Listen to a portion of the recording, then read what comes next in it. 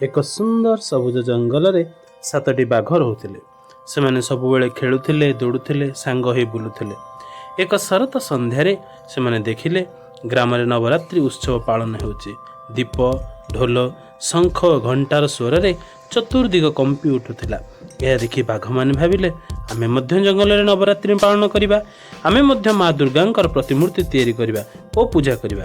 ସେମାନେ ନିଷ୍ପତ୍ତି ନେଲେ କାହାକୁ କେଉଁ କାମ ଦିଆଯିବ। ପ୍ରଥମ ବାଘ ନଦୀ କୂଳରୁ ନରମ ମାଟି ଆଣିଲା, ଆଉ ଏକ ବାଘ ପୂଜା ପାଇଁ ରଙ୍ଗୀନ ଫୁଲ ତୋଳିଲା। ଆଉ ଜଣେ ବାଘ ବାଉଁଶ ଓ ଛୋଟ କାଠ ଆଣିଲା। ଏପରି ସେମାନେ ସମସ୍ତେ ମୂର୍ତ୍ତି ଗଢ଼ିବା କାମରେ ଲାଗିଗଲେ। ଶେଷରେ ସମସ୍ତେ ମିଶି ମା ଦୁର୍ଗାଙ୍କର ଏକ ସୁନ୍ଦର ପ୍ରତିମୂର୍ତ୍ତି ତିଆରି କଲେ।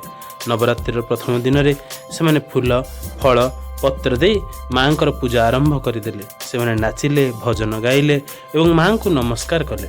ଏହା ଦେଖି ଜଙ୍ଗଲର ଅନ୍ୟ ପଶୁମାନେ ସେମାନଙ୍କ ସହିତ ମିଶି ମାଙ୍କ ଆରାଧନା କରିବାକୁ ଲାଗିଲେ।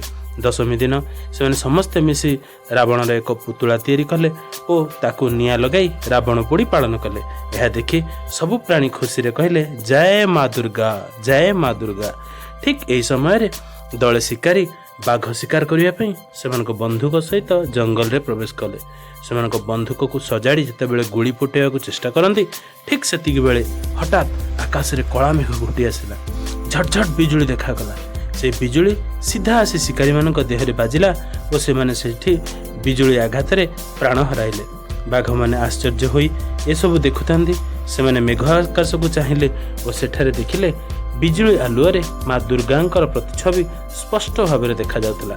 ଏହା ଦେଖି ବାଘମାନେ ଆନନ୍ଦରେ ଗାଇ ଉଠିଲେ, ଜୟ ମା ଦୁର୍ଗା, ତୁମର ଜୟ ହେଉ।